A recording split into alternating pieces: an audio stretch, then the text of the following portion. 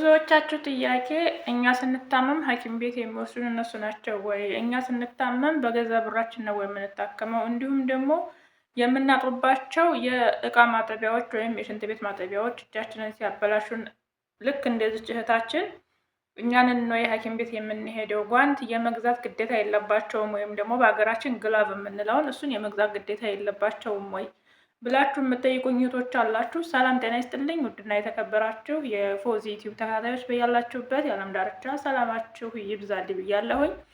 ሰላማችሁ እንደ ምድር አሸዋ እንደ ሰማይ ከዋክብት ይብዛ። ሀገራችንን ሰላም፣ ህዝባችንን ፍቅር ያምጣልን። የታመመው የሚድን፣ የተራበው የሚበላ፣ የተጠማ የሚጠጣ፣ ያለምንም ጥፋትም ሆነ በጥፋት እስር ቤት የሚሰቃዩ ወገኖቻችን ፍትህን የሚያገኙበት፣ ሀገራችን የቀድሞ ማንነቷ አንድነቷ የሚመለስበትን ቀን ቅርብ ያደርግልን ብያለሁኝ። የትኛውም ዓለም ላይ የምትኖሩ ተከታታዮች ሰላምና ጤና ፍቅር ለእናንተ ተመኝቻለሁ። ይህንን ቻናል ይጠቅማል ካላችሁ ላይክ እና ሼር ሰብስክራይብ እያደረጋችሁ አበረታቱኝ። ለምታበረታቱኝ እህት ወንድሞቼ እጅግ በጣም አመሰግናለሁ። በርቺ፣ ጠንክሪ፣ አይዞሽ ጎበዝ ለምትሉኝ ሁሉ እኛ የመዲያም ቅመሞች የያዝነውን ነገር ወደፊት ሳናመጣ የምንቆምበት ነገር ስለሌለ የመዲያም ቅመሞች ውድድ ነው የማደርጋችሁ። በርቱልኝ፣ ጠንክሩልኝ፣ ብርታቶች ናችሁ እናንተ። ለሀገርም ለወገንም ለመላው ህዝብ የመዲያም ቅመም የደም ስር ናት። እንግዲህ የደም ስር ካቆመ ምንም ነገር መንቀሳቀስ አይችልም ሰውነታችን የደም ስራችንን ካቆመ ማለት ነው። ስለዚህ የመዲያም ቅመም ደግሞ የሀገር የደም ስር የህዝብም የደም ስር ነንና በርቱልኝ፣ ጠንክሩልኝ። ብዙ መከራዎች ብዙ ስቃዮች ልክ እንደዚህ እህታችን የሚያምር እጃችን ተበላሽቶ የሚያምር ፊታችን ተበላሽቶ የሚያምር ሰውነታችን ተበላሽቶ ልጅነታችን እኛነታችንን አተንበት የምንኖረው የምንለፋበት ስደት ፍሬ አፍርተን ነገ እኛም ኗሪ አኗኗሪ ሳይሆን እኛም ኗሪ ሆነን የምናልፍበትን ቀን ያምጣል እንላለሁኝ። እንዳላበዛባችሁ ዛሬ እንግዲህ ብዙዎቻችሁ የምትጠይቁ ጥያቄ በኢሞም ቪዲዮ ሸር ሳረግ እንዲሁም ደግሞ ኮሜንት ላይ በቲክቶክ የተለያዩ ቦታዎች ላይ የምታቆኙ እህቶች አንዳንድ ጥያቄዎች ትጠይቁኛላችሁ። በነገራችን ላይ እኔ እዚህ ጋር ጥያቄ ስመልስላችሁ እኔ ከኤጀንሲም ጋር ይሁን ከምንም ጋር ግንኙነት የለኝም።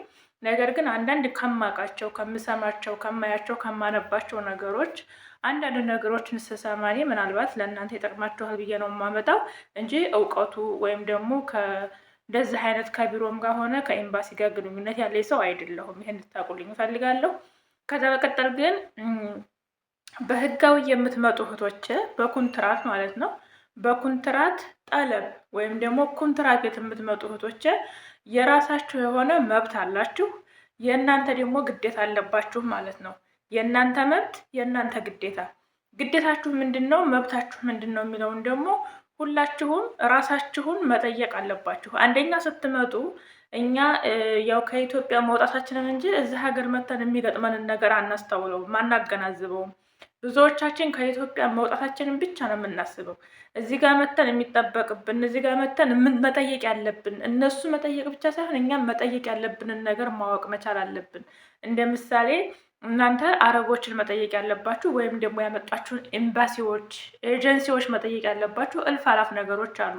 በጤናችሁ ጉዳይ፣ በሆዳችሁ ጉዳይ፣ በምግብ ማለት ነው። እንዲሁም ደግሞ በእንቅልፍ ጉዳይ፣ ስትታመሙ ማሳከም፣ ስትራቡ መብላት፣ እንቅልፍ ስታጡ እንቅልፍ መተኛት። ይሄንን የራሳችሁን የሚጎዱ ነገሮችን የመጠየቅ መብት አላችሁ ማለት ነው። ግዴታችሁ ደግሞ የመጣችሁበት ዝቅ ብላችሁ ለሰራተኝነት ነው የመጣችሁት። ለሰራተኝነት ስትመጡ ደግሞ እናንተ ግዴታ ተጥሎባችሁ የምትሰሯቸው ስራዎች አሉ።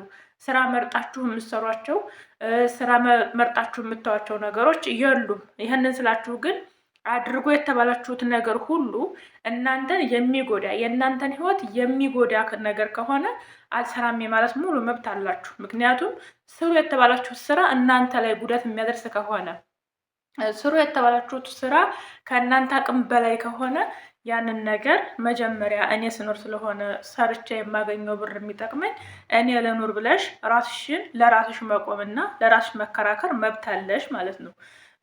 አሁን አንዳንድ እህቶቻችን ምንድን ነው ሰሞኑን እንግዲህ ራሳችን ስለ ክብራችን 2 ቪዲዮ ሰርቻለሁ፣ ትናንትናና ከትናንት ወዲያ ይመስለኛል። ብዙዎቻችሁ ኮሜንት ላይ ገብታችሁ ስትጽፉ ሳያችሁ፣ እንዲሁም ደግሞ እንትን ላይ ምንድን ነው ስሙ ኢሞ ላይ ለቅቄው ነበርና አብዛኞቻችሁ በኢሞ ኮሜንት የምትጽፉልኝ እህቶቼ ወንድሞቼ፣ አብዛኞቻችሁ በሚባል ደረጃ እኛ ይሄንን ማድረግ እንችላለን እንዴ አንሰራም ማለት እንችላለን እንዴ ብላችሁ የጠየቃችሁ ልጆች አላችሁ። እናንተ የምትሰሩትና እናንተ ማድረግ ያለባችሁ። እዚህ ጋር የመጣችሁት የራሳችሁ መብት አላችሁ። ምክንያቱም ሰው ናችሁ። እናንተም ሰው ናችሁ። እዚህ ሀገር የመጣችሁ ሰርታችሁ ልትለወጡ ነው። ራሳችሁንም ቤተሰቦቻችሁንም ብሎም ሀገራችሁን ለመለወጥ ነው እዚህ ሀገር የመጣችሁት እንጂ ዝም ብላችሁ ከሰውነት ዝቅ ብላችሁ ማንነታችሁን አስደፍራችሁ ራሳችሁን አዋርዳችሁ አድርጎ የተባሉትን ሁሉ ልታደርጉ አይደለም። አድርጎ የተባላችሁትን ነገር ሁሉ ካደረጋችሁ ለህይወታችሁም አደጋ ስለሆነ ማለት ነው። እንደ ምሳሌ ልንገራችሁ። አንዲት እህታችን አንዲት መዲያሟ መታ እሷ ማድረግ የሌለባትን ነገር በፍላሽ ቤት እጠቢ ብትላት በፍላሽ ቤት አላጡም ማለት መብት አላት። ምክንያቱም ፍላሽ የራሱ የሆነ ጥንቃቄ ያስፈልገዋል። ፍላሽ ደፍተሽ ቤት አጠብሽ ማለት ወይም ደግሞ ፍላሽ ደፍተሽ የሆነ ነገር አደረግሽ ማለት አንደኛ ለእጅሽ ቁርጥርጥ ነው የሚያደርገው፣ ሁለተኛ ለልብሽ እና ለሳምባሽም በሽታ ነው። ፍላሽ የራሱ የሆነ አሲድ፣ ከአሲዶች ሁሉ አሲድ ነው ፍላሽ ማለት ነው። ስለዚህ በፍላሽ ቤት ጠቢ ካለችሽ በፍላሽ ቤት አላጥብም። ፍራሽ የራሱ የሆነ ቦታ አለው። ምናልባት ሽንት ቤት ከዘጋ ሽንት ቤት እንዲከፈት የሚደፋ ነው። የመጥባህ ወይም ደግሞ የኩሽና ቱቦች ከተዘጉ እዛ ላይ ለዛውን በእርቀት ሁነሽ ምክንያቱም የሚወጣ እንፋሎት አለው። በምደፉት ሰዓት የሚወጣ እንፋሎት አለው። መሬትም ላይ ስትደፉት እንደዛው እንፋሎት ይወጣል። ልክ እንደ አሲድ በሉት። ፍላሽ ማለት አሲድ ማለት ነው። በቃ ፍላሽ በጥቅሉ ትንሹ አሲድ ወንድሙ ማለት ነው፣ ወይም ደግሞ የአሲድ እህቱ ማለት ነው። ስለዚህ በፍላሽ ቤት ጠቢ ስትልሽ አንቺ እየፈራሽ ሽታው እያፈነሽ 2 ቀን 3 ቀን የምታጸጂ ከሆነ እመኝኝ አንቺ በሽተኛ ነው የምትኮኙ። ስለዚህ በፍላሽ ከማጠብ በክሎሪክስ ማጠብ ይቀላል። ክሎሪክስም ግን ከባድ ነው፣ በጣም ከባድ ነው። የክሎሪክስም ሽታ በተደጋጋሚ ሁልጊዜ የምታጥቡ ከሆነ ለልባችሁ ጥሩ አይደለም፣ ለሳምባችሁ ጥሩ አይደለም። የሰው ልጅ ሳምባውና ልቡ ከተነካ ምንም ዋጋ የለውም። ስለዚህ እናንተን የሚጎዳችሁን ነገር አልሰራም ማለት መብት አላችሁ። እንደዚህ ስላችሁ ግን የመጣችሁበትን ዓላማ ረስታችሁ ተቀመጡ እያልኩ አይደለም። ብዙዎቻችሁ የተረዳችሁኝ በዛ መንገድ ነው። እነሱ ስሩ ሲሉን እኛ እንሰራም ካልን እንደዛማ ከሆነ መብታችንማ ከሆነ አንሰራም። አንዲት እህቴ ምን ብላ ነበር የጻፈችን ላይ በኢሞ ላይ እንደዛማ ከሆነ ወደ 8 ሽንት ቤት አለ፣ 2ቱን ብቻ ጥቤ የማይጠቀሙበትን አላጸዳም ማለት ያ መብትሽ አይደለም፣ ግዴታሽ ነው። የማጽዳት ግዴታ አለብሽ። አጽጂ የተባልሽውን በትክክለኛው መንገድ ማንኛውም ሰራተኛ እንደሚያጸዳበት ራስሽን የማይጎዳ እንዳልኳችሁ እንደ ክሎሪክስ እንደ ፍላሽ አይነት ነገሮችን አትጠቀሙ እንጂ ክሎሪክስ ስትጠቀሙ ራሳችሁን ጠብቃችሁ ሽታው ወደ እናንተ እንዳይመጣ በር በመክፈት እንዲሁም ደግሞ አስቀድማችሁ ውሃ ጋር በመቀላቀል ክሎሪክስ ስታደርጉ ክሎሪክስ ጀፍ ምናምን የምታደርጉ ከሆነ አስቀድማችሁ ውሃ በማድረግ ውሃው ቢያንስ የእንትኑን ሲቀላቀል የሚያመጣውን ጋዝ የመቀነስ ኃይል ስላለው እንደዛ ያደረጋችሁ ራሳችሁ ይጠብቃችሁ የማጽዳት ግዴታ አለባችሁ። እኔ እናንተ ስራ አትስሩ ስራ አልሰራም ማለት መብት አላችሁ ብዬ አላልኩም። እኔም ግዴታዬ ስራ የምሰራበት ስራ ቦታ አረቤ ስለሆነ ሽንት ቤት ሳጥብ ነው የምውለው፣ ቤት ስፈገፍግ ነው የምውለው ማለት ነው። ስለዚህ ግን እኔን የሚጎዳኝን ስራ ስሪ ብትለኝ አልሰራም። ምክንያቱም እኔ ስኖር ነው ያንን የሰራሁበትን ደሞዜን ተቀብዬ መጠቀም የምችለው ማለት ነው። አንዱ ይሄ ነው። ሁለተኛው ደግሞ ብዙዎቻችሁ የጠየቃችሁ ጥያቄ ከዚህ በፊትም ቪዲዮ ሰርቼበታለሁኝ። እኛ መስራት ያለብን ለእሷ መተን ወይም ደግሞ ለእናቷ መተን እናቲቱ ግን የልጆቿን ቤት እያዞረች ስታጸዳን እሺ ብለን እናጸዳ ወይ እያላችሁ ልጆች አላችሁ። በፍጹም እናንተ መስራት ያለባችሁ የመጣችሁበት ቤት ብቻና ብቻ ነው። እናቲቱ ቤት ከሆነ የመጣችሁት እናቲቱ ቤት የማጽዳት የመስራት ሁሉን ነገር ስለ የተባልሽውን ሁሉ የመስራት ግዴታ አለብሽ። እና ምግብሽን እየበላሽ ውሃሽን እየጠጣሽ ራስሽን እንዳትጎጂ ማለት ነው። ነገር ግን እሷ እናት ስለሆነች ብቻ እኔ ልጆች ቤት ሄደሽ 4-5 ልጆች ስላሏት 4-5 ልጆች ቤት በቀን እያዞረች ዛሬ አንዷ ቤት እንድታጸዳሽ አትፍቀጅላት። ይሄ ግዴታሽም አይደለም። ካዘንሽ ምናልባት ልታጸጂ ትችላለሽ በራስሽ ፍላጎት አዝነሽ ከሆነ። እሷ ግን ግዴታ ልጆች ቤት ካላጸዳሽ አንቺ እኔ ጋር ሰሪም ካችሽ አልሰራም በያት። ስለዚህ የአንቺ ግዴታ የመጣሽበት ልጇን ቤት ከሆነ ልጇ ቤት፣ እናትን ቤት ከሆነ እናት ቤት የመስራት ግዴታ አለብሽ። አብዛኞቻችሁ ደግሞ የጠየቃችሁ ጥያቄ ምንድን ነው? ሴትዮዋችን ልጆች አሏቸው፣ እኛ ደግሞ ልጇ ቤት ነው የምሰራው እና አርብና ሐሙስ ወይም ደግሞ ከሚስና ጁምዓ እናቲቱ ቤት ይሰበሰባሉ። እናቲቱ ቤት በሚሰበሰቡበት ሰዓት የእናታቸውን ቤት ስራ ስሪ ይሉኛል። ያንን እሰራለሁ ወይ ብለሻል? አዎ ግዴታሽ ነው ትሰሪያለሽ። ለምን መሰላችሁ? አንደኛ እዛ ጋ ሴትዮዋችሁ ይዛችሁ ሂዳለች። ሴትዮዋችሁ ይዛችሁ ስትሄድ ቤታችሁ ያለውን ስራ አልተትታችኋል እንዳለ ልጆች እዛ ናቸው፣ ሴትዮሽ እዛ ናት፣ ሰውዬሽ እዛ ነው፣ ሙሉ ቤተሰቡ እዛ ነው። የቤተሰቦችሽን ስራ ነው እየሰራሽ ያለሽው እዛ ጋ ማለት ነው። ያ ነው። ግን እዚህ ጋር ማወቅ ያለባችሁ ነገር ደግሞ ምንድን ነው? ለምሳሌ 10 ልጅ ቢኖራት ሴትዮቱ 10ሩም ልጅ ሴትዮ እናታቸው ቤት ቢመጡ 10ሩም ልጆች ቢያዙሽ የ10ሩም ልጆች ስራ መስራት ግዴታ የለብሽም። ለምሳሌ 10 ልጆች መጥተው የ10ሩ ልጆች ሁለት ልጆች ቢኖራቸው ቢያንስ ስንት ልጅ እንደሆኑ ሰቡት እናንተ። የነዛን ልብስ ጠቢ ብትባይ የማጠብ ግዴታ የለብሽም። አንቺ ልብስ ማጠብ ግዴታ ያለብሽ የገዛ ልጆችሽን ነው። ያሰርሽን ልጆችና ያሰርሽን ልብስ ነው ማጠብ ግዴታ ያለብሽ ማለት ነው እንጂ እዛ የመጣውን ሰው ሁሉ ልብስ ጠቢ ካላችሽ አላጥብም ማለት መብት አለብሽ። እንዲገባሽ ብዬ ነው እንጂ ለምሳሌ እኔ ብዙ ጊዜ ገጥሞኛል። በጣም ቤተሰብ ቤት ነው እኔ ስገባ የነበረ። ይሄ ቤት ብቻ ነው ቤተሰብ የሌለበት ቤት እና ሐሙስና ጁማ ወይም ደግሞ ጁማ እና ቅዳሜ በቃ ይሰበሰባሉ። ትምህርት ሲዘጋ ይሰበሰባሉ ማለት ነው። ሲሰበሰቡ ግን ብዙ ልጆች አሉ። ሴትዮዋ ማሻላ ብዙ ልጆች አሏት። የልጅ ልጅም ሁሉ ይመጣል። የተጋባው ሁሉ በግ እየታረደ በቀን 2 በግ 3 በግ እየታረደ ዛ ሰብስበው በጣም ብዙ ናቸው።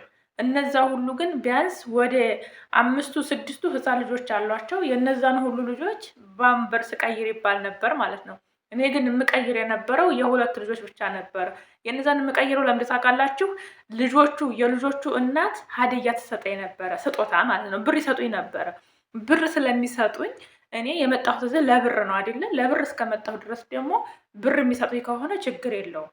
የማይጎዳኝም ነገር ስላልሆነ ማለት ነው። የሚጎዳኝ ነገር ቢሆን ግን ብር ስላገኘሁ ብዬም አልሰራውም። ግን የ2ቱ ልጆች ሽንት ጨርቅ ወይም ደግሞ በዛ ሀገር ባምበርስ እቀይር ነበር ማለት ነው። ያንን የማደርገው ደግሞ እናቶቻቸው የህፃኖቹ እናቶች ጥሩ ስለሆኑልኝ ስጦታ ስለሚሰጡኝ ለእኔ 100 ብር 50 ብር ለእኔ ትልቅ ነገር ነው። ስለዚህ ካርድ ሞልቼ ልጄ ጋር ቤተሰቦቼ ጋር ደውልበታለሁኝ። ያንን ስለሚያደርጉልኝ እቀይር ነበር። የሌሎቹን ግን አልቀይርም ነበር። አንደኛ አልወዳቸውም፣ አንዋደድም። ሁለተኛ የመቀየር ግዴታ ስለሌለብኝ አልቀይርም ነበረ። አሰሪዬንም የኔን ሴትዮ ለምንድን ነው የማትቀይርልን ብለው ሁሉ ስሞታ ተናግረዋል። እኔ ነግሬያታለሁኝ። እኔ የመጣሁት ለአንቺ እንጂ ለአንቺ ቤተሰቦች አይደለም። እኔ የምሰራው ለአንቺ ነው። የአንቺን ስራ ካጎደልኩብሽ ጠይቂኝ። የእነሱን ስራ ግን የመስራት ግዴታ የለብኝም። ስሪ ካሉ ደግሞ በቀን በሰዓት ይሰቡልኝ ነው ያልኳት። ይሀሰቡ ብልሰአ ነው ያልኳት። በሰዓት ይሰቡልኝ እሰራላቸዋለሁ ነው ያልኳት ማለት ነው። ይህንን ነገር መናገር አለባችሁ፣ ቆራጥ መሆን አለባችሁ። እዛ ቦታ ላይ ተሰብስበው በሚሰሩበት ሰዓት እነሱ ቁጭ ብለው ወይም ደግሞ እነሱ ሰራተኛ እያላቸው ሰራተኞቻቸውን አስቀምጠው እናንተን የሚያሽከረክሯችሁ ከሆነ ይህንን ሊሰሩ አልፈቅድም እኔም እናንተም ግዴታ የለባችሁም። የልጆቻችሁን ወይም ደግሞ የራሳችሁን ቤተሰቦች ብቻ ነው የመስራት ግዴታ ያለባችሁ። ግን እናት ቤት ሆናችሁ ልጆቹ እናንተ ጋር ከመጡ እቃ የማጠብ ግዴታ ያለባችሁ። ብቻ ብትሰሩት የማይጎዳችሁን ስራ ለራሳችሁ ብላችሁ ቁጭ ብትሉ ከሆነ ስራ ከሌላችሁ ቁጭታ ምንም ስለማያደርግ ብትሰሩ ችግር የለውም እንጂ ግዴታ የለባችሁም። ልጅ ቤት ሄዳችሁ የመስራት ግዴታ የለባችሁም። ድግሱ ነው ሲሰበሰቡ 2 ቀን 3 ቀን አንድ ቤት ተሰብስበው ሲቀመጡ የዛ የባለ ድግሱን ሁሉ ስራ መስራት ግዴታ የለባችሁም። ግዴታችሁ የራሳችሁ የቤተሰቦቻችሁ ወይም ደግሞ የአሰሪዎቻችሁ ብቻ ነው የሚሆኑ የእናንተ ግዴታ ማለት ነው። ስለዚህ ልክ እነዚህቻችን እጃቸውም እንዳይጎዳ ጥንቃቄ አድርጉ ለማለት ነው። እንግዲህ ቪዲዮ አረዘምኩባችሁ ይመስለኛል። ስለነበረን ቆይታ እጅግ በጣም አመሰግናለሁ። ፎዚ ዩቲዩብን ላይክ እና ሼር ሰብስክራይብ እያደረጋችሁ አበረታቱኝ። እወዳችኋለሁ። ሰላምና ፍቅር ለእምዬ ሀገራችን። በድጋሜ በሰላም ለሀገራችን ያብቃን። ወጥቶ ከመቅረት ፈጣሪ ይጠብቀን። በእግር ወጥቶ በሳጥን ከመመለስ ይጠብቀን። በስደት ላይ ሀዘን፣ በስደት ላይ ለቅሶ፣ በስደት ላይ አንገትን መድፋት ፈጣሪ የያዝልን። ስደት በራሱ መከራና ስቃይ ስለሆነ ስደት ላይ መከራ እንደገና ሌላ ሀዘን ሲጨምር ትንሽ ስለሚከብድ ፈጣሪ ከክፉ ነገር ሁሉ ይጠብቀን። በሰላም ለሀገራችን ያብቃን። ሀገራችንን ሰላም ያድርግልን። የእምዬ ሀገሬ ሰላም ተመልሶ የምናይበትን ቀን ቅርብ ያድርግልን። ወዳችኋለሁ። የሙቤ ሸጋናት ነበርኩኝ። ባይ